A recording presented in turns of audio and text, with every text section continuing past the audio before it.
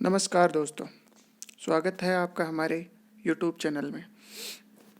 आज हम इस वीडियो में उत्कर्ष क्लासेस की तरफ से दिए हुए 1000 मोस्ट इम्पोर्टेंट जीके के क्वेश्चंस को पढ़ने जा रहे हैं। उत्कर्ष क्लासेस की तरफ से ये दिए गए 1000 क्वेश्चन आगामी परीक्षाओं के लिए बहुत ज़्यादा महत्वपूर्ण हैं। हम विद्यार्थियों की सुविधा के लिए इन प्रश्नों की PDF को वीडियो और ऑडियो फॉर्म में आपके लिए लाए हैं। अगर आपको ये हमारा प्रयास अच्छा लगे तो वीडियो को लाइक और शेयर ज़रूर करें और एक बार धन्यवाद उत्कर्ष क्लासेस। तो चलिए स्टार्ट करते हैं। सबसे पहले हम देख लेते हैं इनमें किस किस प्रकार के क्वेश्चन हैं। इसमें है सबसे पहले भारतीय इतिहास, राजनीति विज्ञान, विश्व, भारत का भूगोल, भारतीय अर्थव्यवस्था और सामान्य विज्ञान के क्वेश्चन हैं। तो चलिए इन सभी के क्वेश्चनों को एक एक करके हम देखते हैं। सबसे पहले है 200 प्रश्न भारतीय इतिहास के, 1 से लेकर 200 प्रश्नों तक। फिर भारतीय राज्य व्यवस्था के हैं 201 से 400 क्वेश्चन। इसी प्रकार हम देखते हैं 401 से 600 तक है विश्व एवं भारत के भूगोल। फिर 601 से 800 तक क्वेश्चन है भारतीय अर्थव्यवस्था के, और फिर लास्ट में सामान्य विज्ञान के 800 से 1000 क्वेश्चन है। तो इस प्रकार हम देख सकते हैं कि सभी के 200 क्वेश्चनों के सेट हैं। 200 क्वेश्चनों में ये व्याख्या सहित क्वेश्चन हैं, तो इसमें आपको एक्स्ट्रा फैक्ट भी मिलेंगे जो कि बहुत अच्छे हैं। अब हम देखते हैं क्वेश्चन भारतीय इतिहास के। सर्वप्रथम पहला क्वेश्चन है बौद्ध संगतियों के आयोजन स्थलों का सही कालानुक्रम है। अपन जूम कर लेते हैं थोड़ा। इसमें है डी ऑप्शन। बौद्ध संगतियों के रूप में सबसे पहले बौद्ध संगति हुई थी राजगृह, उसके बाद में वैशाली, उसके बाद में पाटलिपुत्र, उसके बाद में कुंडलवन। इस प्रकार इसकी व्याख्या की हुई है। राजगृह में 483 ईस्वा पूर्व प्रथम बौद्ध संगति, द्वितीय बौद्ध संगति वैशाली में, उसका अध्यक्ष था साकब और शासक था कालाशोक। तृतीय बौद्ध संगति पाटलिपुत्र में हुई थी, अध्यक्ष था मोगलीपुत्तिस्त और शासक था अशोक। चतुर्थ बौद्ध संगति ईसा प्रथम शताब्दी में हुई थी, स्थान कुंडलवन था और इसमें वसुमित्र तो अध्यक्ष था और अश्वघोष उपाध्यक्ष था। ये इम्पोर्टेंट है चौथी बौद्ध संगति, क्योंकि इसमें उपाध्यक्ष भी था जो कि अश्वघोष था और ये कनिष्क के शासन में हुई थी। अब चलते हैं नेक्स्ट क्वेश्चन की तरफ। निम्नलिखित में से अशोक के द्विभाषी अभिलेख थे। द्विभाषी अभिलेख में शेर ए कुना, डी ऑप्शन इसका सही है, शेर ए कुना। इसकी व्याख्या देख लेते हैं। शेर ए कुना कंधार अभिलेख अरामाइक व ग्रीक द्विभाषी अभिलेख था, जिसकी गुर्जरी व मास्की, शाहबाजगढ़ी व मनसेहरा और तक्षशिला व लगमान इनकी लिपि है। अब देख लेते हैं क्वेश्चन नंबर 3। दिल्ली सल्तनत में लाख बख्श किस शासक को कहा जाता है। इंपॉर्टेंट क्वेश्चन है। दिल्ली सल्तनत में लाख बख्श किसे कहा जाता है। कुतुबुद्दीन ऐबक को। अब इसकी व्याख्या। दिल्ली सल्तनत में गुलाम वंश का शासक कुतुबुद्दीन ऐबक लाख बख्श, लाखों का दान दिया करता था, इसलिए इसे लाख बख्श कहा जाता था। मोहम्मद बिन तुगलक के काल में अफ्रीकी यात्री इब्न बतूता भारत आया था। अलाउद्दीन खिलजी ने बाजार नियंत्रण प्रणाली की शुरुआत की थी। सिकंदर लोदी ने आगरा शहर की स्थापना की थी। यह भी इंपॉर्टेंट क्वेश्चन है। अब नेक्स्ट क्वेश्चन देख लेते हैं। Question number 4। यदि मैं अपने एक गुलाम को भी पालकी में बैठा दूं तो मेरे आदेश पर मेरे सभी सरदार उसे कंधों पर बैठा कर ले जाएंगे। यह कथन किस शासक का था। तो ये कथन था सिकंदर लोदी का। एक्स्ट्रा फैक्ट देख लेते हैं इसके। उपयुक्त कथन दिल्ली सल्तनत के शासक सिकंदर लोदी का है। बलबल ने रक्त व लोहे की नीति अपनाई थी। यह भी इंपॉर्टेंट क्वेश्चन बनता है। खिज्जर खान ने सैयद वंश की स्थापना की थी। अब नेक्स्ट क्वेश्चन है। गांधी जी के आंदोलनों को नीचे दिए गए वर्षों के साथ सुमेलित कीजिए।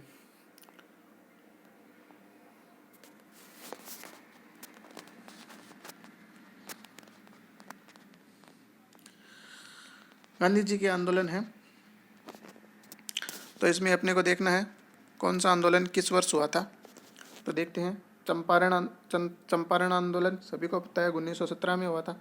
खेड़ा आंदोलन 1918 में हुआ था। सविनय अवज्ञा आंदोलन 1930 में हुआ था। और भारत छोड़ो आंदोलन 1942 में हुआ था। तो कौन सा ऑप्शन सही है? Option number C. अब इसकी व्याख्या देख लेते हैं। स्वतंत्रता संग्राम में गांधी जी के आंदोलनों का क्रम, ये यहाँ पे उनके आंदोलनों का क्रम दिया है। चंपारण 1917, खेड़ा सत्याग्रह 1918, सविनय अवज्ञा आंदोलन 1930, भारत छोड़ो आंदोलन 1942। क्वेश्चन नंबर 6, भारत में मुस्लिम राज का संस्थापक माना जाता है। मुस्लिम संस्थापक किसे माना जाता है? मोहम्मद गोरी को। इंपॉर्टेंट क्वेश्चन है। भारत में मुस्लिम राज का संस्थापक मोहम्मद गोरी को माना जाता है। इसने 1175 से 1206 ईस्वी तक भारत पर कई आक्रमण किए तथा दिल्ली में मुस्लिम शासन की आधारशिला रखी। जहीरुद्दीन बाबर को भारत में मुगल वंश का संस्थापक माना जाता है। क्वेश्चन नंबर 7, सिंधु सभ्यता की जनसंख्या मिश्रित प्रजाति की थी, निम्नलिखित में कौन से इसमें शामिल नहीं थी? तो इसका ऑप्शन नंबर डी सही है, नेग्रिटो। नेग्रिटो पुरापाषाण काल में मनुष्य की प्रमुख जाति थी, जबकि सिंधु सभ्यता की निम्नलिखित प्रजातियां भी थी: अल्पाइन, भूमध्य सागरीय, मंगोलियाई, प्रोटो ऑस्ट्रेलॉयड। क्वेश्चन नंबर 8 देखते हैं, निम्नलिखित सिंधु स्थल में घोड़े की अस्थियों के अवशेष कहाँ से मिलते हैं? इंपॉर्टेंट क्वेश्चन है आप सभी के लिए। तो इसका है सूत कोटड़ा से, ऑप्शन नंबर ए। व्याख्या, सिंधु सभ्यता में घोड़े की अस्थियां सूरकोतड़ा से मिली है। सूरकोतड़ा की खोज जगपति जोशी ने 1964 में की थी।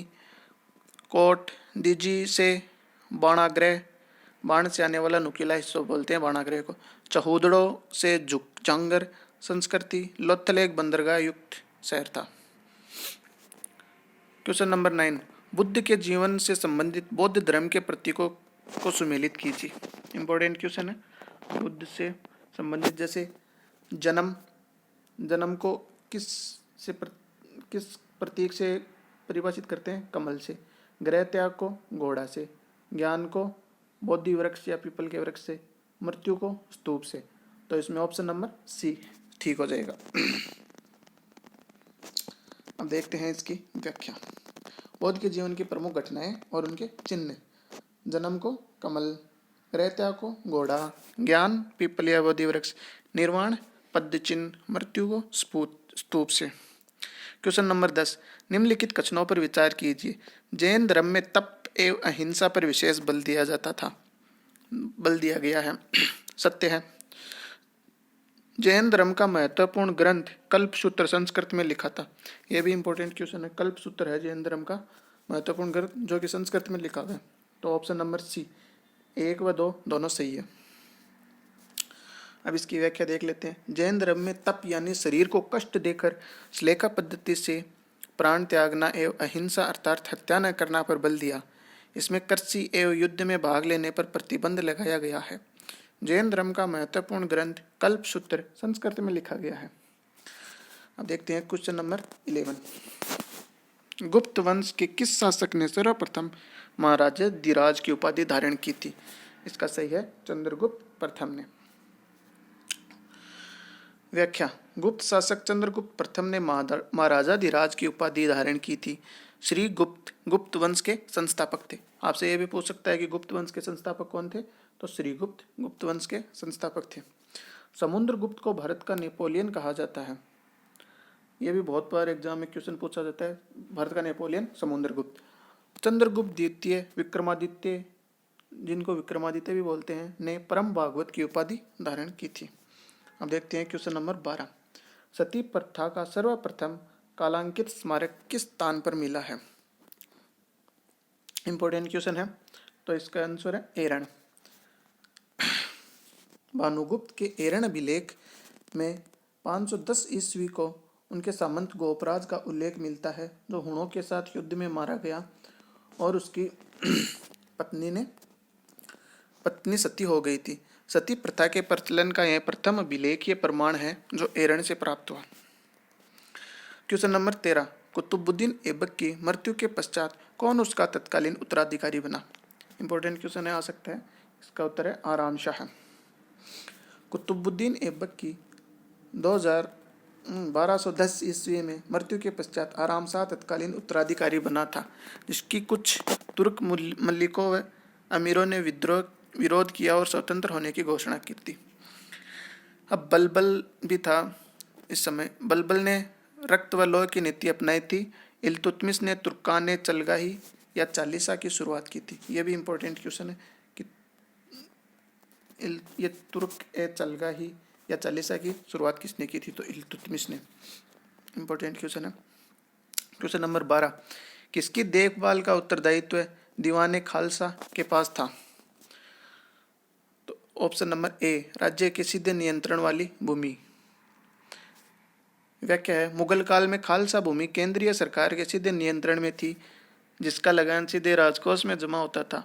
दीवाने खालसा का उत्तरदायित्व राज्य के सीधे नियंत्रण वाली भूमि से था। प्रश्न नंबर 15, अपनी किस विजय के संस्मरण स्वरूप अकबर ने फतेहपुर सीकरी में बुलंद दरवाजा बनाया था? ऑप्शन नंबर सी, गुजरात विजय के उपलक्ष्य में। इसकी व्याख्या है, अकबर ने अपनी गुजरात विजय जो कि 1572 में की थी तथा 1601 ईस्वी में असीरगढ़ की विजय के बाद 1602 ईस्वी में राजधानी फतेहपुर सीकरी में बुलंद दरवाजा बनवाया था। क्वेश्चन नंबर 16, शिवाजी के प्रशासन के अंतर्गत सर ए नौबत क्या था? सर ए नौबत पैदल सेना अधिकारियों को बोलते थे। अब इसमें और भी पूछ सकते हैं। शिवाजी के सेना के 3 महत्वपूर्ण अंग थे। एक तो पागा, राजकीय घुड़सवार को पागा बोलते थे। शिलेदार, ये स्वतंत्र सैनिक थे जो अपना अस्त्र शस्त्र स्वयं रखते थे। पैदल सेना भी शिवाजी की सैन्य व्यवस्था के महत्वपूर्ण स्थान था। क्वेश्चन नंबर 17, निम्नलिखित कथनों में से सत्य कथन का चयन कीजिए। जातक ग्रंथों में बुद्ध के पूर्व जन्मों की काल्पनिक कथाएं हैं। सत्य है एकदम। नागसेन द्वारा रचित मिलिंद पन्हो पाली भाषा का ग्रंथ, ये भी सत्य है। तो एक और दो दोनों सत्य है। ऑप्शन नंबर सी, एक और दोनों सत्य है। व्याख्या देखते हैं।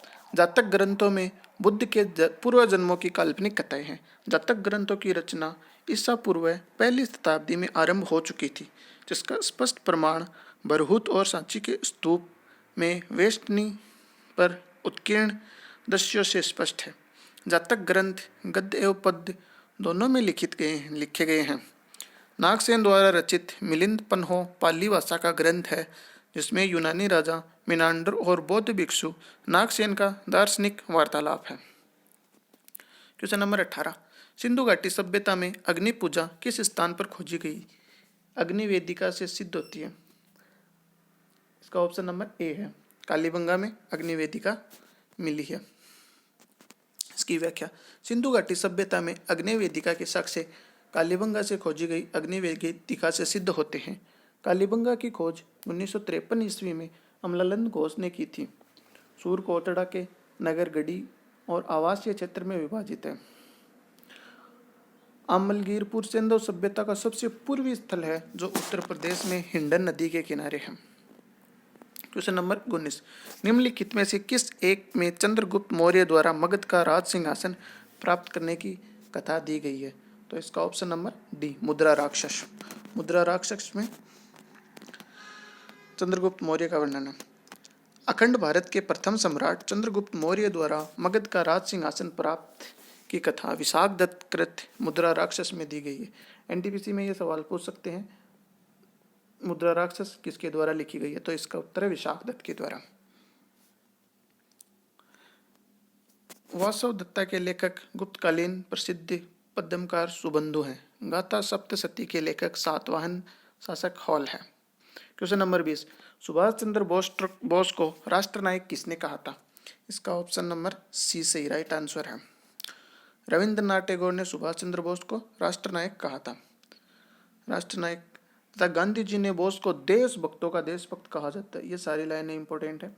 जवाहरलाल नेहरू ने बोस को भारतीय देशभक्ति की ज्वलंत तलवार कहा था। सुभाष चंद्र बोस को काबुल के ओरलैंडो मसोटा नामक इटालियन नाम से पासपोर्ट लेकर रूस गए थे। उन्होंने मलेशिया से आह्वान करते हुए कहा, तुम मुझे खून दो, मैं तुम्हें आज़ादी दूंगा। ये क्वेश्चन आ सकता है कि सुभाष चंद्र बोस ने तुम मुझे खून दो मैं तुम्हें आज़ादी दूंगा का नारा कहाँ से दिया, तो ध्यान रखना मलेशिया से दिया था। क्वेश्चन नंबर 21 है, दीवाने मुफ्त खराज किससे संबंधित था? दीवाने मुफ्त खराज भू राजस्व विभाग को बोलते थे। हम देखते हैं क्वेश्चन नंबर 22। दिल्ली सल्तनत में अलाउद्दीन खिलजी ने दीवाने मुफ्त खराज की स्थापना की थी, जो भू राजस्व विभाग से संबंधित था। भूमि कर की पर्याप्त एवं पूर्ण वसूली के लिए इस विभाग का सर्जन किया गया था। क्वेश्चन नंबर 22, निम्नलिखित में से टोडरमल की भू राजस्व व्यवस्था किससे संबंधित थी? तो इसका आंसर है जाप्ती, बी। अकबर के शासनकाल के 24वें वर्ष में टोडरमल ने भू राजस्व बंदोबस्त की जाप्ती प्रणाली को लागू किया था। यह प्रणाली बिहार, इलाहाबाद, मालवा, अवध, आगरा, दिल्ली, लाहौर तथा मुल्तान में लागू थी। जाप्ती के विकसित होकर 1580 ईस्वी में आईने दह साला व्यवस्था लागू की गई, जिसे टोडरमल बंदोबस्त भी कहा जाता है। क्वेश्चन नंबर 23, सुरक्षा कपाट सिद्धांत किससे संबंधित है? इसका है भारतीय राष्ट्रीय कांग्रेस से। इसकी व्याख्या देखते हैं। एओ ह्यूम द्वारा 1885 में बंबई में स्थापित भारतीय राष्ट्रीय कांग्रेस को 1916 में यंग इंडिया में प्रकाशित अपने लेख में गर्मपंथी नेता लाला लाजपत राय ने सुरक्षा कपाट की संज्ञा दी थी।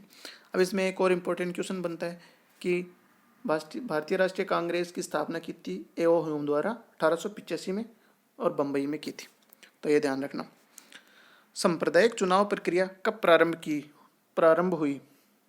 1919 में। इसकी व्याख्या देखते हैं। 1909 के अधिवेशन में 1909 के अधिनियम में मार्ले मिंटो सुधार के तहत मुसलमानों के लिए पृथक प्रतिनिधित्व अथवा सांप्रदायिक निर्वाचन की व्यवस्था आरंभ की गई थी। इन सुधारों ने भारत की भावी विभाजन के बीज बो दिए थे। तो आपसे सीधा सांप्रदायिक चुनाव की व्यवस्था 1909 के मार्ले मिंटो सुधार से आई थी। क्वेश्चन नंबर 25, गंगा एवं यमुना नदियों का सर्वप्रथम उल्लेख कहाँ मिलता है? तो ऋग्वेद में मिलता है, सबको पता है, इजी क्वेश्चन। व्याख्या, गंगा एवं यमुना नदियों का उल्लेख सर्वप्रथम ऋग्वेद में मिलता है, परंतु ऋग्वेद में इन नदी युगम का उल्लेख और महत्व दोनों कम थे। कालांतर में इन्हें प्रसिद्धि मिली। क्वेश्चन नंबर 26 देखते हैं। जैन मत में संथारा से तात्पर्य है? संथारा किसे कहते हैं? जैन धर्म में उपवास द्वारा प्राण त्यागने का एक अनूठा अनुष्ठान संथारा बोलते हैं इसे। इसकी व्याख्या देखते हैं। जैन मत में संथारा से तात्पर्य उपवास द्वारा प्राण त्यागने का एक अनुष्ठान, इसे सल्लेखना पद्धति भी कहते हैं। ईसा पूर्व 3वीं सदी में सम्राट चंद्रगुप्त मौर्य ने कर्नाटक के श्रवणबेलगोला में सल्लेखना पद्धति के द्वारा ही अपने प्राण त्यागे थे। ठीक है। क्वेश्चन नंबर 27, निम्नलिखित में से प्रतीत्य समुत्पाद का सिद्धांत किससे संबंधित है? ऑप्शन नंबर सी, बौद्ध धर्म से। इसकी व्याख्या देखते हैं। बौद्ध धर्म में कारणता के सिद्धांत को प्रतीत्य मुत्पादन कहा जाता है। इसका उल्लेख दूसरे आर्य सत्य में है। इसमें दुख के कारण एवं दुख निरोध की चर्चा की गई है। प्रतीत्य समुत्पादन का शाब्दिक अर्थ है किसी वस्तु से के होने पर किसी अन्य वस्तु की उत्पत्ति। क्वेश्चन नंबर 28, अशोक ने गया जिले में बराबर की पहाड़ी पर किसके लिए गुफाएं खुदवाई थी? इसका सही आंसर है आजीवक के लिए। अब इसकी व्याख्या देखते हैं। सम्राट अशोक ने पहाड़ों की चट्टानों को काटकर गुफाओं के निर्माण की वास्तुकला के इतिहास में एक नई शैली का प्रारंभ किया था। गया में बराबर की पहाड़ी में आजीवक संप्रदाय के लिए कर्ण, चौपड़ समूह, सुदामा व विश्व झोंपड़ी नामक गुफाओं का निर्माण करवाया था। क्वेश्चन नंबर 29, पूर्व योजना के अनुसार मुस्लिम लीग ने सीधी कार्यवाही दिवस कब मनाया? तो इसका आंसर हो जाएगा 16 अगस्त 1946 को सीधी कार्यवाही दिवस मनाया गया मुस्लिम लीग द्वारा। व्याख्या, पृथक मुस्लिम राष्ट्र की मांग को लेकर मुस्लिम लीग ने सीधी कार्यवाही दिवस 16 अगस्त 1946 को मनाया। यह दिवस भयानक सांप्रदायिक दंगों का सूचक था, जिसमें बहुत से बेगुनाह लोग मारे गए थे। क्वेश्चन नंबर 30 है, भारतीय राष्ट्रीय कांग्रेस के प्रथम मुस्लिम अध्यक्ष कौन थे? इसका हो जाएगा बदरुद्दीन तैयब जी। भारतीय कांग्रेस के प्रथम मुस्लिम अध्यक्ष? भारतीय राष्ट्रीय कांग्रेस के प्रथम मुस्लिम अध्यक्ष बदरुद्दीन तैयबजी थे। इन्होंने 1987 में मद्रास में हुए कांग्रेस के अधिवेशन की अध्यक्षता की थी। मौलाना अब्दुल कलाम आज़ाद 1940 से 1945 तक कांग्रेस के अध्यक्ष बने रहे, क्योंकि इस दौरान कांग्रेस का कोई वार्षिक अधिवेशन नहीं था। क्वेश्चन नंबर 31, शिवाजी के मंत्रिपरिषद को कहा जाता है? त्रिरत्न, अष्टप्रधान, अष्टमार्ग। तो इसका आंसर देखते हैं, ऑप्शन नंबर बी, अष्टप्रधान कहा जाता है शिवाजी के मंत्रिपरिषद को।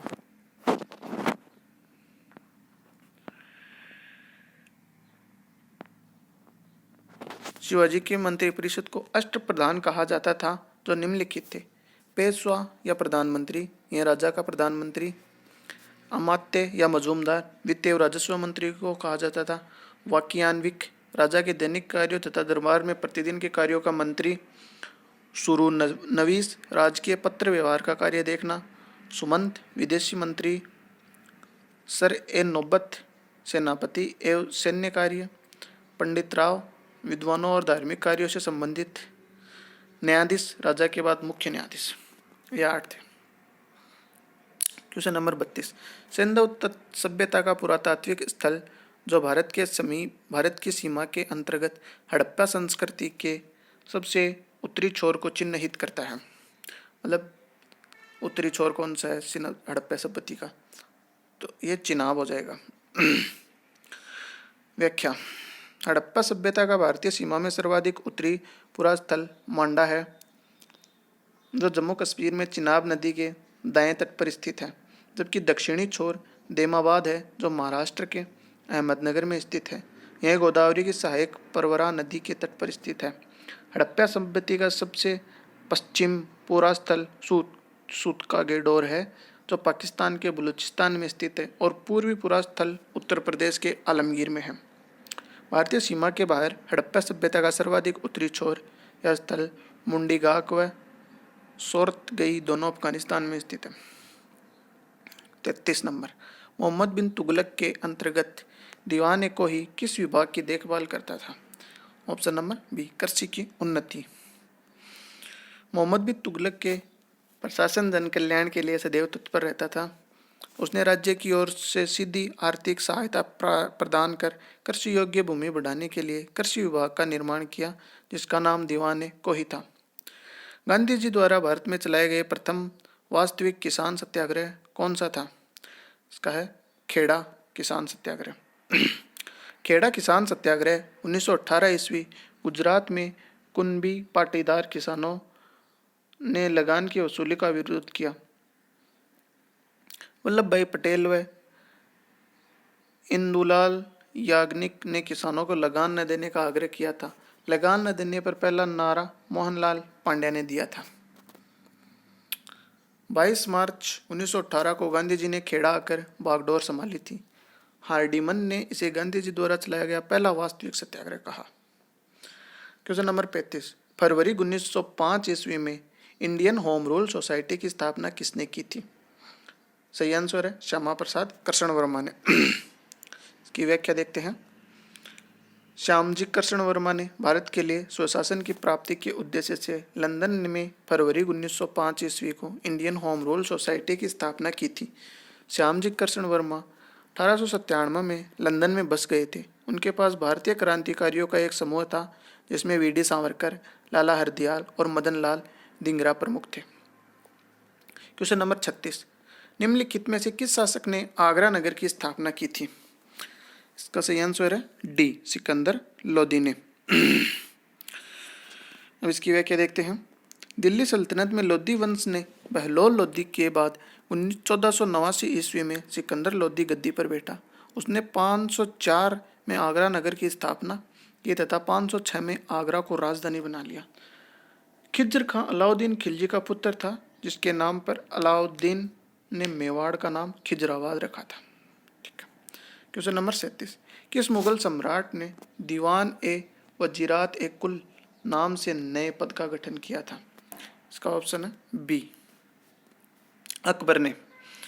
व्याख्या देख लेते हैं। मुगल बादशाह अकबर ने शासन के 8वें वर्ष में वकील से वित्तीय अधिकार लेकर दीवान वजीरात एक कुल नामक एक पदाधिकारी का गठन किया। प्रथम बार मुजफ्फर खान को इस पद पर नियुक्त किया गया था। क्वेश्चन नंबर 38, 1857 की क्रांति में खान बहादुर खान की गतिविधियों का केंद्र कौन सा था? ऑप्शन नंबर ए बरेली। 1857 का विद्रोह 10 मई 1857 को मेरठ से प्रारंभ हुआ। इंपॉर्टेंट क्वेश्चन ये भी बन सकता है, मेरठ से प्रारंभ हुआ। कानपुर में इसका नेतृत्व नाना साहब ने किया। बरेली खान बहादुर खान की गतिविधियों का केंद्र था और लखनऊ में बेगम हजरत महल ने विद्रोह का केंद्र किया था। लखनऊ से बेगम हजरत महल थी। इंपॉर्टेंट क्वेश्चन यह भी बन सकता है। उत्तर वैदिक काल में समाज के विभाजन का आधार था। उत्तर वैदिक काल में इसका सही आंसर है वर्ण व्यवस्था के आधार पर उत्तर वैदिक काल में समाज को विभाजित किया जाता था। इसकी व्याख्या देख लेते हैं। उत्तर वैदिक काल में वर्ण व्यवस्था ही समाज के विभाजन का प्रमुख आधार थी। ऐत्रेय ब्राह्मण के में 4 वर्णों के कर्तव्यों का उल्लेख किया गया है। चारों वर्णों के कर्तव्यों में ब्राह्मण वर्ण का मुख्य कार्य पूजा पाठ तथा अध्ययन अध्यापन से था, जबकि क्षत्रिय वर्ण का मुख्य कार्य शस्त्र द्वारा राज्य की रक्षा करना था। वैश्य का संबंध व्यापार वाणिज्य से था, जबकि शूद्र का कार्य उपयुक्त तीनों वर्णों की सेवा करना था। क्वेश्चन नंबर 40, निम्नलिखित में से जैन और बौद्ध धर्म ने किसे स्वीकार नहीं किया? ऑप्शन नंबर डी अवतारवाद। इन्होंने अहिंसा, व्रत, स्त्रियों का प्रवेश, वर्ण व्यवस्था इनको स्वीकार किया, लेकिन अवतारवाद को स्वीकार नहीं किया था। जैन और बौद्ध दोनों धर्म ने वैदिक कर्मकांडों तथा वेदों की अपौरुषेयता का समान रूप से विरोध किया, जो कि अवतारवाद का प्रमुख रूप से समर्थन करते हैं। अहिंसा तथा सदाचार पर दोनों ने बल दिया तथा दोनों ही क्रमवाद, पुनर्जन्म तथा मोक्ष में विश्वास करते थे। वर्ण व्यवस्था की उत्पत्ति को दोनों ही धर्मों ने अपनी स्वीकारोक्ति दी है। क्वेश्चन नंबर 41, निम्नलिखित में से अशोक महान को किसने बौद्ध धर्म की दीक्षा दी थी? ऑप्शन नंबर ए उपगुप्त ने। व्याख्या देख लेते हैं। सिंगली अनुश्रुतियों दीप वंश एवं महावंश के अनुसार अशोक को उसके शासन के 4थे वर्ष में निग्रोध नामक बौद्ध भिक्षु ने बौद्ध मत में दीक्षित किया। तत्पश्चात मोगलीपुत्र तिस्त के प्रभाव में वह पूर्ण रूपेण बौद्ध बन गया, जबकि बौद्ध ग्रंथ दिव्यावदान अशोक को बौद्ध धर्म में दीक्षित करने का श्रेय उपगुप्त नामक बौद्ध भिक्षु को प्रदान करता है। क्वेश्चन नंबर 42, निम्नलिखित में से गुप्तकालीन चित्रकला का उत्कृष्टतम रूप मिलता है? तो अजंता में मिलता है गुप्तकालीन चित्रकला का उत्कृष्टतम रूप, अजंता की गुफाओं में।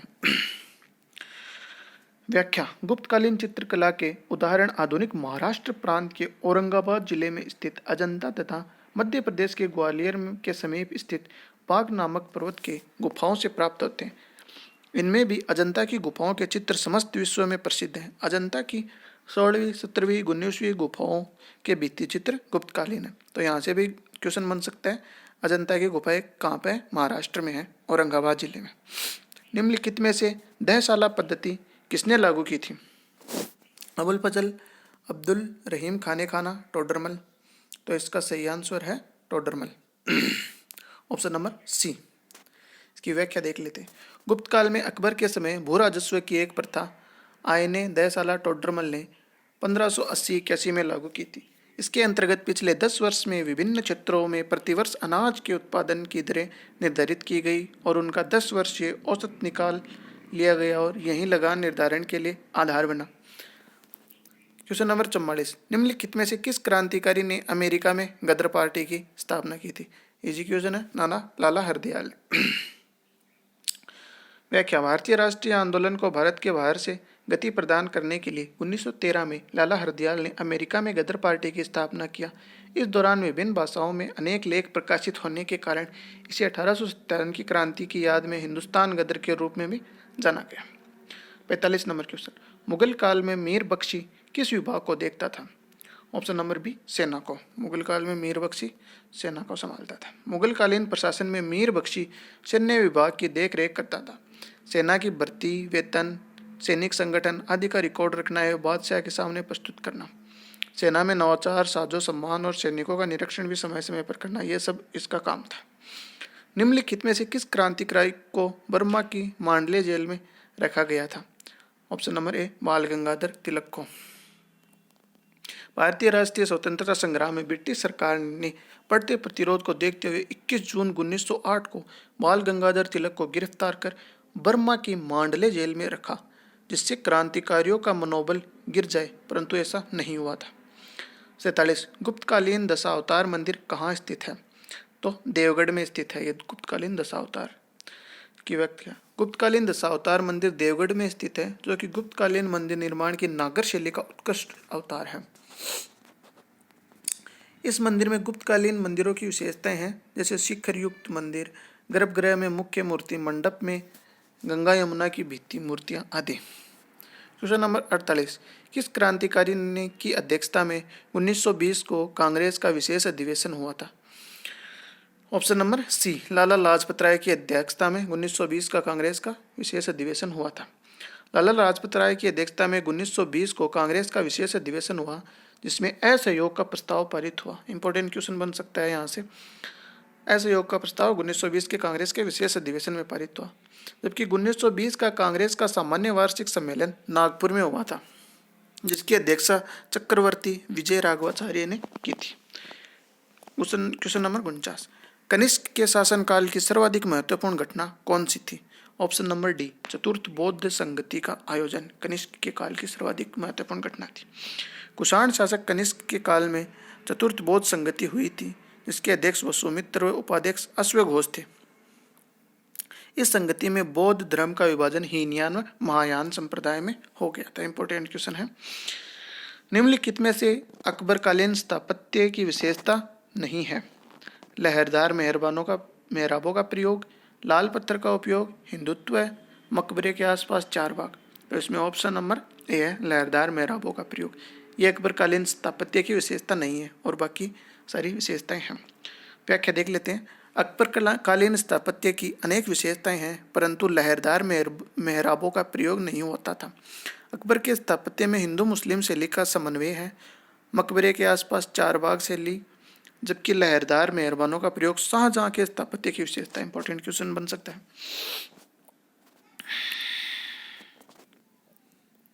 क्वेश्चन नंबर 51, निम्नलिखित में से कौन सीमांत गांधी के नाम से जाने जाते हैं? तो option number D, Abdul Ghaffar Khan सीमांत गांधी के नाम से जाने जाते हैं। व्याख्या देख लेते हैं।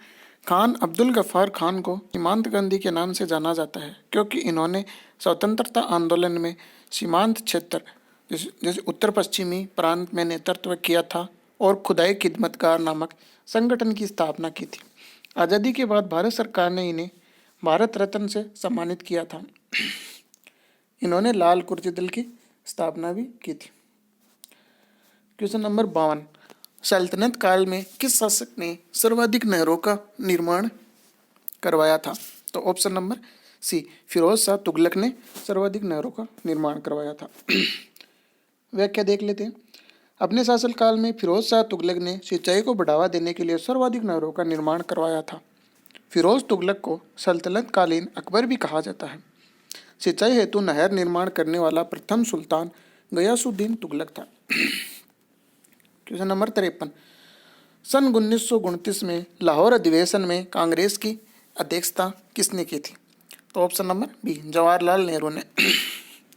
इंपॉर्टेंट क्वेश्चन है। व्याख्या देख लेते हैं। भारतीय राष्ट्रीय कांग्रेस का लाहौर अधिवेशन दिसंबर सन 1929 में हुआ था, जिसकी अध्यक्षता जवाहरलाल नेहरू ने की थी। इस अधिवेशन में कांग्रेस ने पूर्ण स्वराज्य का संकल्प पारित किया था। इंपॉर्टेंट क्वेश्चन बन सकता है ये। क्वेश्चन नंबर 54, अलाउद्दीन खिलजी द्वारा निर्मित मस्जिद है? बी, डी, जमेत खाना मस्जिद। व्याख्या देख लेते हैं। अलाउद्दीन खिलजी द्वारा निर्मित जमेत खाना मस्जिद लाल पत्थर से बनी थी तथा यह मस्जिद निजामुद्दीन औलिया की दरगाह के पास दिल्ली में स्थित है। यह भारत में पूर्ण रूप से मुस्लिम आदर्श पर निर्मित प्रथम मस्जिद है। उस मस्जिद का निर्माण मुबारक शाह खिलजी ने भरतपुर में करवाया था। मोट की मस्जिद सिकंदर लोदी के काल में बनी थी। क्वेश्चन नंबर 55, मौर्य सम्राट अशोक महान का कौन सा अभिलेख कर्नाटक से में नहीं मिला है? तो इसका सही आंसर है गुर्जरा, ऑप्शन नंबर ए। व्याख्या देख लेते हैं। मौर्य सम्राट अशोक महान ने अपने नाम के अनेक अभिलेख उत्कीर्ण करवाए थे, जिसमें से गुर्जरा अभिलेख मध्य प्रदेश में है। अभिलेखों का प्रचलन अशोक ने ईरानी शासन डेरियस प्रथम से प्रेरणा लेकर किया था। क्वेश्चन नंबर 56, निम्नलिखित में से किस बौद्ध ग्रंथ को बौद्धों का रामायण कहा जाता है? ऑप्शन नंबर डी, बुद्ध चरित्र को। बुद्ध चरित्र को। इसकी व्याख्या देख लेते हैं। अश्वघोषकृत बौद्ध ग्रंथ बुद्ध चरित्र को बौद्ध धर्म का रामायण कहा जाता है। इसे अश्वघोष का कीर्ति स्तंभ भी कहा जाता है। सूत पिटक को बौद्ध धर्म का एनसाइक्लोपीडिया कहा जाता है। विनय पिटक में बौद्ध संघ के नियम व कानूनों का उल्लेख है। अंगुत्तर निकाय में 16 जनपदों का वर्णन है। दिल्ली की प्रसिद्ध जामा मस्जिद का निर्माण इनमें से किस शासक ने करवाया था? ऑप्शन नंबर ए, शाहजहां ने दिल्ली की प्रसिद्ध जामा मस्जिद का निर्माण करवाया था। मुगल काल में जामा मस्जिद निर्माण शाहजहां ने लाल किले के पास लाल बलुआ पत्थर से करवाया। इसकी मुख्य विशेषता इसके विशाल द्वार, ऊंची मीनारें व गुंबद है। इसे शाहजहां के काल का धार्मिक स्थापत्य कला का सर्वोत्तम नमूना माना जाता है। क्वेश्चन नंबर 58, दादा भाई नौरोजी ने किस लेख के माध्यम से लोगों का ध्यान धन निष्कासन सिद्धांत की ओर था? Option number C, England Baptist to India. व्याख्या देख लेते हैं। दादा भाई नौरोजी ने ब्रिटिश संसद में अपने लेख इंग्लैंड बैप्टिस्ट टू इंडिया अर्थात इंग्लैंड भारत से एक तरफा धन का प्रवाह कर रहा है की ओर ध्यान आकर्षित किया। अंग्रेज कच्चे माल का निर्यात कर उससे उत्पाद निर्मित करके पुनः भारत में आयात करते थे और अंग्रेजों ने रेलवे की स्थापना भी की थी। अशोक के अभिलेख और ब्राह्मणी लिपि को सर्वप्रथम किसके द्वारा पढ़ा गया था? तो जेम्स प्रिंसेप के द्वारा पढ़ा गया था। व्याख्या, अशोक महान के अभिलेखों को पढ़ने में सर्वप्रथम सफलता जेम्स प्रिंसेप को 1837 ईस्वी में मिली। प्रथम बार पढ़ा गया अभिलेख दिल्ली मेरठ अभिलेख था, जिसे कालांतर में फिरोज शाह तुगलक द्वारा मेरठ से मंगवाकर दिल्ली में गढ़ा गया था। क्वेश्चन नंबर 60, मकबरों की अष्टभुजाकार आकृति मध्यकालीन भारत में निम्नलिखित में से किस वंश की विशेषता थी? तो इसका हो जाएगा लोधी वंश की विशेषता थी। Option number D. व्याख्या, मकबरों की अष्टभुजाकार आकृति लोधी काल की वास्तुकला की विशेषता थी। इसका सबसे अच्छा उदाहरण सिकंदर लोधी का दिल्ली स्थित मकबरा है, जो इब्राहिम लोधी ने 1517 ईस्वी में बनवाया था। इसकी विशेषता इसमें दोहरे गुंबद का प्रयोग है। नेक्स्ट क्वेश्चन देखते हैं। क्वेश्चन नंबर 61, विंध्याचल पर्वतमाला को पार करने वाला प्रथम तुर्क विजेता? Option number D, Alauddin Khilji. व्याख्या देख लेते हैं। साम्राज्य विस्तार का अति महत्वाकांक्षी शासक अलाउद्दीन खिलजी ने दक्षिण भारत के अभियान किए, जिसमें उसने 1294 ईस्वी में देवगिरी के राजा रामचंद्र के विरुद्ध सफलता प्राप्त की थी। विंध्याचल पर्वतमाला को पार करने वाला अलाउद्दीन प्रथम तुर्क शासक था। 62, निम्नलिखित में से मुस्लिम लीग का लाहौर अधिवेशन कहाँ हुआ था? ऑप्शन नंबर ए, 1940 में हुआ था। मुस्लिम लीग का लाहौर अधिवेशन 23 मार्च 1940 को हुआ था। इसकी अध्यक्षता मोहम्मद अली जिन्ना ने की थी। इस अधिवेशन में पहली बार अलग मुस्लिम राष्ट्र के निर्माण का प्रस्ताव पारित किया गया, परंतु पाकिस्तान शब्द का उल्लेख नहीं किया गया था। अगस्त 1942 ईस्वी में भारत छोड़ो आंदोलन स्टार्ट हुआ था। ये इंपॉर्टेंट क्वेश्चन है आपके लिए। किस मुगल कालीन शासक को सरायों को साम्राज्य रूपी शरीर की धमनियां कहा गया है? ऑप्शन नंबर सी, शेरशाह को। व्याख्या देख लेते हैं। डॉक्टर कानूनगो ने शेरशाह सूरी द्वारा निर्मित सरायों को साम्राज्य रूपी शरीर की धमनी कहा है। शेरशाह ने 1700 सरायों का निर्माण कराया, जिसमें हिंदुओं व मुसलमानों के लिए अलग अलग रसोइयों की व्यवस्था की थी। सरायों आप समझते हो क्या? ये जो धर्मशाला होती है वो। शेरशाह ने सोनार गांव से पंजाब में अटक तक ग्रांड ट्रक रोड का निर्माण कराया था। यह भी इम्पोर्टेंट। जीटी रोड का निर्माण शेरशाह ने करवाया था, जिसे सड़क ए आजम कहा जाता था। कानूनगो ने शेरशाह को धूल से में खिला फूल कहा है। 64 नंबर, मोहम्मद बिन तुगलक के समय किसको चीन का राजदूत नियुक्त किया गया था? Ibn Battuta. Option number D. व्याख्या देख लेते हैं। मोरक्को निवासी विदेशी यात्री इब्न बतूता सल्तनत काल में मोहम्मद बिन तुगलक के दरबार में आया था। उसने अपनी किताब रेहला में तत्कालीन इतिहास की जानकारी लिखी थी। 65 नंबर, निम्नलिखित में से मुगल बादशाह बाबर कहाँ का निवासी था? तो यह फरगना का निवासी था बाबर। इंपॉर्टेंट क्वेश्चन है, याद रखना। अब इसकी व्याख्या देख लेते हैं हम। भारत में मुगल साम्राज्य की स्थापना बाबर ने की। बाबर फरगना का निवासी था। बाबर का पूरा नाम जहीरुद्दीन मोहम्मद बाबर था। बाबर ने पानीपत, खानवा आदि युद्ध जीतकर मुगल शासन का विस्तार किया था। क्वेश्चन नंबर 66, क्रिप्स मिशन को किसने उत्तर तिथि या चेक की संज्ञा दी थी? इंपॉर्टेंट क्वेश्चन, महात्मा गांधी ने। व्याख्या देख लेते हैं। ब्रिटिश सरकार ने भारत में संवैधानिक गतिरोध दूर करने के उद्देश्य से सर स्टेफर्ड क्रिप्स की अध्यक्षता में एक मिशन भेजा था, जिसने भारत के विभाजन की वकालत की थी। इसलिए गांधी जी ने इसे उत्तर तिथि चेक, पोस्ट डेटेड चेक की संज्ञा दी थी। क्वेश्चन नंबर 67, निम्नलिखित में से किस हिंदू शाही शासक ने स्वयं द्वारा प्रज्वलित चिता में कूदकर आत्मदाह कर लिया था? जयपाल ने आत्मदाह कर लिया था। महमूद गजनवी ने 1001 ईस्वी में पंजाब के हिंदू शाही राजवंश के शासक जयपाल पर आक्रमण किया था। इसने जयपाल पराजित हो गया और आत्मग्लानि होने पर स्वयं द्वारा प्रज्वलित चिता में कूदकर आत्महत्या कर ली थी। जयपाल का राज्य पंजाब से सिंध तक फैला था। उसकी राजधानी उदबांडपुर थी। 68 नंबर, निम्नलिखित में से किस शासक ने ऐसे सिक्के जारी करने के लिए आदेश दिए जिन पर हिंदू देवी की आकृति अंकित थी? इंपॉर्टेंट क्वेश्चन, मोहम्मद गौरी ने। व्याख्या देख लेते हैं। मोहम्मद गौरी के सिक्कों पर एक तरफ लक्ष्मी व नंदी की आकृति, दूसरी तरफ कलमा खुदा हुआ था। कुछ सिक्कों पर मोहम्मद बिन शाम लिखा रहता था। 69 नंबर, मुगल बादशाह अकबर ने किस संगीतकार को कंठाभरण वाणी विलास की उपाधि प्रदान की थी? इंपॉर्टेंट क्वेश्चन बन सकता है। यह था तानसेन, अकबर के दरबार का था। व्याख्या, मुगल बादशाह अकबर ने संगीतकार तानसेन को कंठाभरण वाणी विलास की उपाधि प्रदान की थी। तानसेन ग्वालियर के निवासी थे। इन्होंने रुद्र वीणा वाद्य यंत्र की खोज की एवं मियाँ की रोड़ी, मियाँ की मल्हार, मियाँ की सारंग, दरबारी कान्हारा जैसी रागों का आविष्कार किया। क्वेश्चन नंबर 70 देख लेते हैं। निम्नलिखित में से किस वेद में गायत्री मंत्र का उल्लेख मिलता है? इंपॉर्टेंट क्वेश्चन है। तो ऋग्वेद में ये लगभग को आता भी है। इसकी व्याख्या देख लेते हैं। सावित्री को समर्पित गायत्री मंत्र का उल्लेख ऋग्वेद के तृतीय मंडल में अथर्ववेद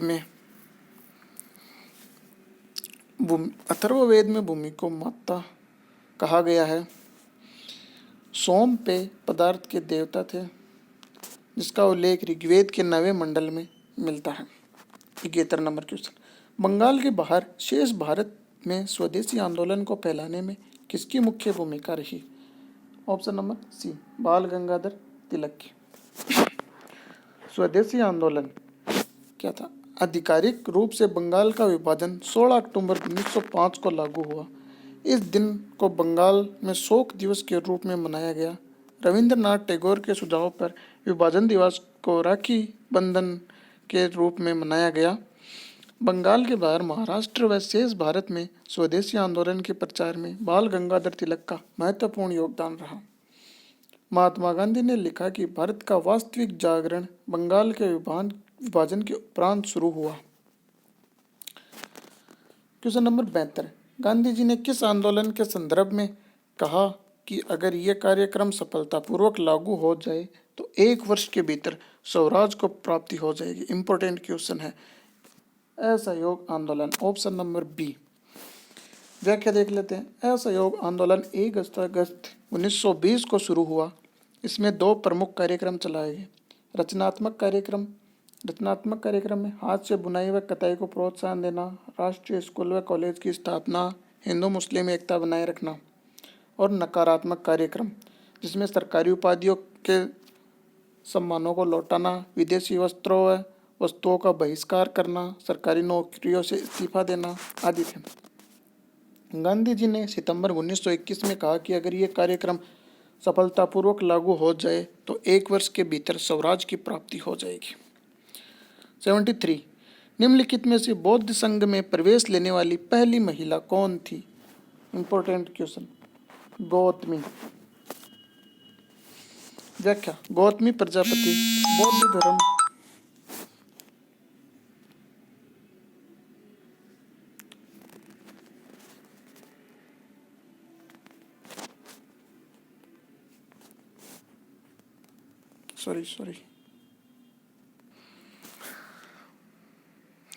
गौतमी प्रजापति बौद्ध संघ में प्रवेश लेने वाली पहली महिला थी। यह महाराज सुधोधन की पत्नी और महात्मा बुद्ध की मौसी थी। यशोधरा गौतम बुद्ध की पत्नी थी। आम्रपाली वैशाली की नगरवधु थी। 74 निम्नलिखित में से चंद्रगुप्त के दरबार में नवरत्न में शामिल नहीं थे। तो ऑप्शन नंबर डी चरक थे जो चंद्रगुप्त में नवरत्नों में शामिल नहीं थे। व्याख्या देख लेते हैं। चंद्रगुप्त विक्रमादित्य के दरबार में नवरत्न कालिदास, वेताल भट्ट, घटकरपर, शंकु, शपणक, वररुचि, अमर सिंह, धनवंतरी एवं वराहमिहिर था। चरक कनिष्क का राजवैद्य था। चरक कनिष्क के दरबार में वसुमित्र, अश्वघोष व नागार्जुन जैसे बौद्ध विद्वान रहते थे। 75 मौर्य शासक बिंदुसार के समय तक्षशिला का विद्रोह दबाने में किए गए निम्नलिखित में से किस शासक को भेजा था? तो अशोक को भेजा था। व्याख्या, मौर्य शासक बिंदुसार ने तक्षशिला का विद्रोह दबाने अशोक को भेजा था। अशोक उस समय अवंती का राज्यपाल था। अशोक विद्रोह दबाने में सफल हुआ। इससे प्रसन्न होकर बिंदुसार ने अशोक को अपना उत्तराधिकारी घोषित किया था। निम्नलिखित में से किस गुप्त शासक ने हुणों को पराजित किया था? तो बी है, स्कंदगुप्त ने हुणों को पराजित किया था। व्याख्या देख लेते हैं। गुप्तकालीन शासक स्कंदगुप्त ने हुणों को पराजित किया था। हुण मध्य एशिया की एक खानाबदोश जनजाति थी। स्कंदगुप्त का कार्यकाल 455 ईस्वी से 467 ईस्वी तक था। स्कंदगुप्त के गवर्नर पर्णदत्त के पुत्र चक्रपालिक्त ने सुदर्शन झील के पुनरुद्धार का कार्य किया था। 77 निम्नलिखित गुप्तकालीन पुस्तकों और उनके लेखकों को सुमेलित कीजिए। इंपॉर्टेंट क्वेश्चन है, बहुत ज़्यादा इंपॉर्टेंट क्वेश्चन हो सकता है आपके लिए। तो देखते हैं। सबसे पहले मेघदूत। मेघदूत किसके द्वारा लिखी गई थी? कालिदास के द्वारा। मुद्रा राक्षस विशाखदत्त के द्वारा। हर्षचरित बाणभट्ट, मृच्छकटिकम शूद्रक। तो ये बहुत ज़्यादा इंपॉर्टेंट है, चारों बुक्स आपको याद रखनी है। तो सही हो जाएगा ऑप्शन नंबर डी। नेक्स्ट चलते हैं। व्याख्या, मेघदूत कालिदास द्वारा, मुद्रा राक्षस विशाखदत्त द्वारा, हर्षचरित्र बाणभट्ट द्वारा, मृच्छकटिकम शूद्रक द्वारा। 78 निम्नलिखित में से चंद्रगुप्त द्वितीय ने अपनी बेटी प्रभावती का विवाह किस शासक से किया था? ए, रुद्रसेन द्वितीय से।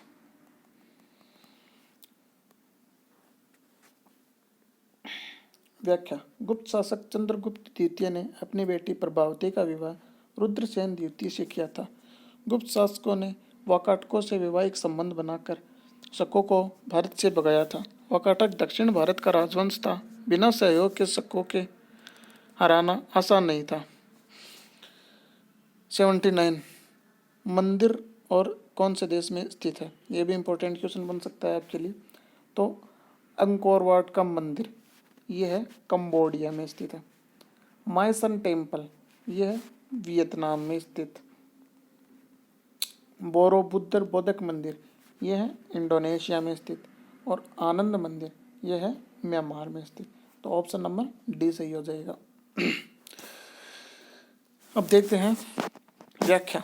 अंकोर वाट मंदिर कंबोडिया में राजा सूर्यवर्मा द्वितीय ने अंकोरवाट का विष्णु मंदिर बनवाया था। यह मेकांक नदी के किनारे 1125 ईस्वी में बना तथा इसमें चोल व खमेर वास्तुशैली का प्रयोग देखने को मिलता है। माइसन टेम्पल चंपा आधुनिक वियतनाम है। यहाँ पर भद्रवर्मा ने माइसन में एक शिव मंदिर का निर्माण करवाया था। यहाँ के मंदिरों में चालुक्यों की स्थापत्य निर्माण शैली का अनुसरण किया जाता था। चंपा में शेष शाही विष्णु प्रतिमा प्राप्त हुई है। बोरोबुद्र बौद्ध मंदिर जावा इंडोनेशिया के बोरोबुद्र में सबसे विशाल बौद्ध मंदिर है। यह 8वीं सदी में जावा के शैलेंद्र शासकों द्वारा बनाया गया। इसकी खोज 1885 ईस्वी में सर टॉमस रेफ्लेन ने की थी। अब आनंद मंदिर ब्रह्मा म्यांमार के पेगन के आनंद मंदिर बौद्ध मंदिर भारतीय शिल्पकारों द्वारा निर्मित है। आनंद मंदिर का निर्माण 1105 ईस्वी में क्यान सिंध श्री युवा भवानीदित्य ने करवाया था। क्वेश्चन नंबर 80 देखते हैं। निम्नलिखित में से किसका निर्माण होसंग शाह ने करवाया था? तो ऑप्शन नंबर बी मांडू का किला। व्याख्या देखते हैं। मांडू का किला का निर्माण होसंग शाह ने करवाया था। इसकी गणना देश के सुंदर किलों में होती है। किले के चारों ओर बुर्जदार दीवार का निर्माण हुआ है जिसमें मेहराबदार प्रवेश द्वार है। किले के प्रवेश द्वारों में दिल्ली दरवाजा अधिक महत्वपूर्ण है। जहाज महल यह मांडू में स्थित है। इसका निर्माण मालवा के मोहम्मद प्रथम ने करवाया था। अदीना मस्जिद यह मस्जिद पाटन गुजरात में स्थित है। इसका निर्माण 1300 ईस्वी में हुआ था। इसके निर्माण में अनेक सुसज्जित खंभों का प्रयोग हुआ है। क्वेश्चन नंबर 81 देखते हैं। भारत में सर्वप्रथम दोहरे गुंबद का प्रयोग किस मकबरे में हुआ है? ए हुमायूं का मकबरा। दोहरे गुंबद का प्रयोग इसकी व्याख्या देखते हैं। दोहरे गुंबद का प्रयोग भारत में सर्वप्रथम हुमायूं के मकबरे में हुआ था। इसका निर्माण 1565 ईस्वी में हुमायूं की विधवा बेगा बेगम ने शुरू करवाया था। मुगल काल में सर्वप्रथम चारबाग पद्धति का प्रयोग हुमायूं के मकबरे में किया गया, जिसे ताजमहल का पूर्वगामी भी माना जाता है। हुमायूं के मकबरे को इम्पोर्टेंट क्वेश्चन है। निम्नलिखित में से किस शासक के समय ब्राह्मणों से भी जजिया कर वसूल किया जाता था? इम्पोर्टेंट क्वेश्चन है। फिरोज शाह तुगलक के। व्याख्या देखते हैं। फिरोज तुगलक ने अपनी धार्मिक सहिष्णुता ब्राह्मणों के साथ विशेष प्रावधान नहीं के तहत ब्राह्मणों पर भी जजिया कर लगाया था, क्योंकि जब मुसलमानों से जकात वसूला जाता था तो ब्राह्मणों से क्यों नहीं की नीति का पालन किया। निम्नलिखित में से कौन सा मुगल काल में पेटीकोट सरकार पर्दा सरकार का काल था? इम्पोर्टेंट क्वेश्चन है। 1560 से 62। व्याख्या देख लेते हैं। मुगल काल में पेटीकोट सरकार 1560 से 62 ईस्वी तक चली थी, क्योंकि अकबर छोटा था और बैरम खां के संरक्षण में मुगल शासन चल रहा था। इस समय अकबर की धायमा माहम अनगा और जीजी अनगा ने पर्दे के पीछे शासन की बागडोर संभाल रखी थी, इसलिए इसे पेटीकोट शासन या पर्दा सरकार भी कहते हैं। 84 निम्नलिखित कथनों पर विचार कीजिए। अशोक ने कलिंग के मौर्य साम्राज्य में जोड़ लिया था। कलिंग को मौर्य साम्राज्य में जोड़ लिया था। सही बात है। कलिंग दक्षिण भारत को आने वाले स्थलीय एवं समुद्री मार्गों को नियंत्रित करता था। यह भी सही बात है, लेकिन अब देखते हैं आंसर। ए और बी दोनों सही है तथा बी ए की सही स्पष्टीकरण करता है। यह बात सही है। इसकी व्याख्या देखते हैं। अशोक के 13वें शिलालेख से पता चलता है कि अशोक ने अपने राज्याभिषेक के 8वें वर्ष में कलिंग पर युद्ध करके कलिंग को मौर्य साम्राज्य में मिला लिया था। कलिंग वर्तमान ओडिशा के आसपास का क्षेत्र है, जिसे दक्षिणी भारत को स्थलीय व बाह्य आक्रमणों से सुरक्षा प्रदान करता था। 85 बंगाल विभाजन रद्द करने तथा दिल्ली को राजधानी स्थानांतरित करने की सिफारिश किसने की थी? अरुंडेल कमेटी ने। बंगाल विभाजन रद्द करने तथा दिल्ली राजधानी स्थानांतरित करने की सिफारिश अरुंडेल कमेटी की थी। यह दोनों कार्य दिल्ली दरबार वर्ष 1911 के दौरान ही किए गए थे। 86 गजनी वह शासक कौन था गजनी का वह शासक कौन था जो खलीफाओं से सुल्तान की उपाधि धारण कर सुल्तान कहलाने वाला प्रथम शासक बना? Option number A Mahmud Ghaznavi. व्याख्या, तारिक ए गुजीदा के अनुसार सिस्तान के राजा खलफ बिन अहमद को हराने के बाद महमूद गजनवी ने सुल्तान की उपाधि ग्रहण की। महमूद गजनवी इस्लामिक इतिहास के प्रथम मुस्लिम शासक था जिसने सुल्तान की उपाधि धारण की थी। 87 आईने अकबरी एक महान ऐतिहासिक कृति निम्नलिखित में से किसके द्वारा लिखी गई है? इंपॉर्टेंट क्वेश्चन है, अबुल फजल के द्वारा आईने अकबरी लिखी गई है। व्याख्या देखते हैं। आईने अकबरी का लेखक अबुल फजल है। अकबरनामा के तीसरे भाग को ही आईने अकबरी कहा जाता है। आईने अकबरी के 5 भाग हैं। इसके 5वें भाग को अबुल फजल की आत्मकथा है। व्यक्तिगत सत्याग्रह की शुरुआत कब हुई? इंपॉर्टेंट क्वेश्चन, 17 अक्टूबर 1940 को। कांग्रेस के अगस्त प्रस्ताव को अस्वीकार करके व्यक्तिगत सत्याग्रह की शुरुआत 17 अक्टूबर 1940 को गांधी जी के नेतृत्व में की। प्रथम सत्याग्रही विनोबा भावे व दूसरे सत्याग्रही जवाहरलाल नेहरू थे। व्यक्तिगत सत्याग्रह में एकमात्र जवाहरलाल नेहरू को 4 माह की सजा हुई थी। मुस्लिम लीग की स्थापना 30 दिसंबर 1906 में ढाका में हुई थी। 89 निम्नलिखित में से सूची 1 को सूची 2 से सम्मिलित कीजिए और नीचे दिए गए कूट के आधार पर सही उत्तर का चयन कीजिए। तो सबसे प्रथम दास प्रथा का अंत हुआ था 1562 में। तीर्थ यात्रा का अंत 1563 में। जजिया का अंत 1564 में और दीन इलाही की शुरुआत 1582 में। तो ऑप्शन नंबर ए सही है। नेक्स्ट व्याख्या देखते हैं। दास प्रथा का अंत 1562 ईस्वी में हुआ। तीर्थ यात्रा कर का अंत 1563 में हुआ था अकबर के काल में। जजिया कर का अंत 1564 में अकबर के। दीन इलाही की शुरुआत 1582 में अकबर द्वारा। सर टॉमस रो किस मुगल शासक के काल में ब्रिटिश के राजपूत के रूप में भारत आया? जहांगीर के काल में। इंपॉर्टेंट क्वेश्चन है। टॉमस रो इंग्लैंड के शासक जेम्स प्रथम का राजदूत था जो व्यापारिक सुविधा प्राप्त करने के लिए 1615 ईस्वी में भारत आया। जनवरी 1616 में अजमेर के किले में जहांगीर से मिला। जहांगीर ने उसे 400 का मनसब भी दिया था।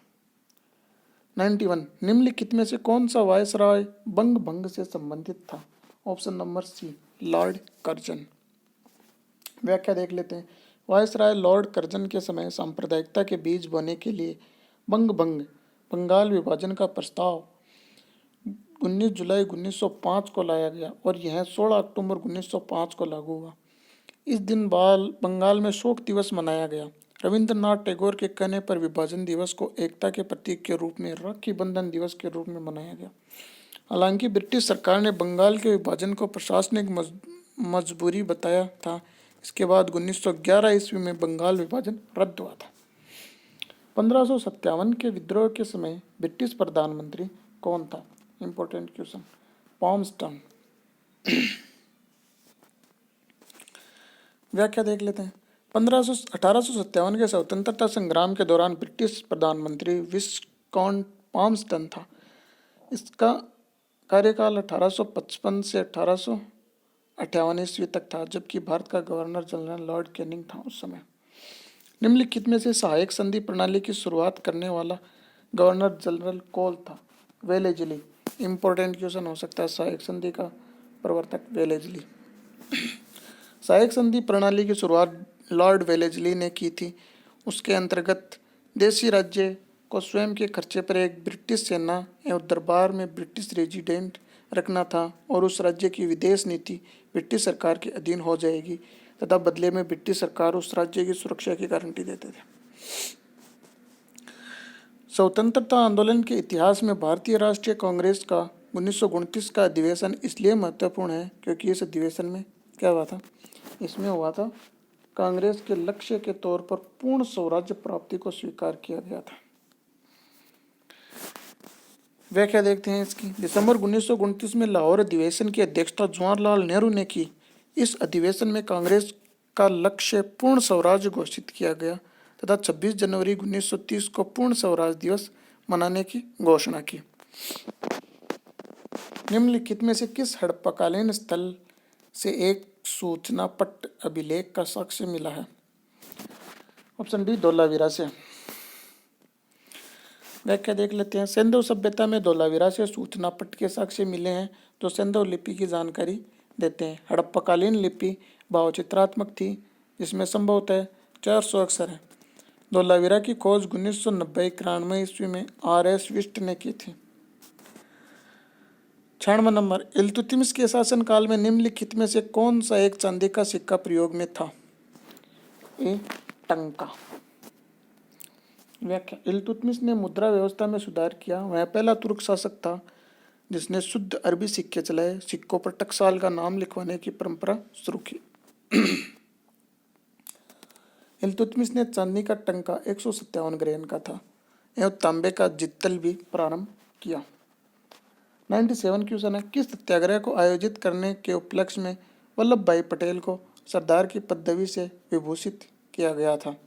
बारदौली सत्याग्रह। बारदौली गुजरात के सूरत जिले में स्थित है। 1928 ईस्वी में वहां लगान न देने के विरोध में आंदोलन शुरू हो गया। इसका नेतृत्व वल्लभ भाई पटेल ने किया था। बारदौली सत्याग्रह की सफलता पर वहां की महिलाओं ने सरदार की उपाधि प्रदान की थी। 98, किस मुगल बादशाह के काल में हिंदू मनसबदारों की संख्या सर्वाधिक थी? औरंगजेब। Option number D. व्याख्या, मुगल बादशाह औरंगजेब एक कट्टरपंथी शासक था। उसने हिंदू मूर्तियों व मंदिरों को तुड़वाया, जज्जिया कर पुनः लगाया आदि हिंदू का विरोधी कार्य किए, परंतु उसके काल में सर्वाधिक हिंदू मनसबदारों की संख्या भी थी। दीनबंधु मित्र के नाटक नील दर्पण में निम्नलिखित में से किसके ऊपर अंग्रेजों के अत्याचार का वर्णन किया गया है? ऑप्शन नंबर बी, नील की खेती करने वालों पर। अंग्रेजों की शोषणकारी नीतियों का एक परिणाम नील आंदोलन भी था, इसलिए दीनबंधु मित्र ने अपने नाटक नील दर्पण में नील की खेती करने वाले किसानों की स्थिति का वर्णन किया है। 100 नंबर क्वेश्चन है, सल्तनत काल में किस भाषा को राजभाषा का दर्जा दिया गया था? ऑप्शन नंबर ए, फारसी को राजभाषा का दर्जा दिया गया था। इसकी व्याख्या देखते हैं। दिल्ली सल्तनत की राजधानी राजभाषा फारसी थी क्योंकि विदेशी मुसलिम आक्रांतों की साहित्य भाषा फारसी थी। जैसे जैसे दिल्ली पर विदेशी शासकों का शासन स्थापित हुआ वैसे वैसे फारसी भाषा का विकास हुआ। तो आज के हमारे 100 क्वेश्चन पूरे हो गए हैं।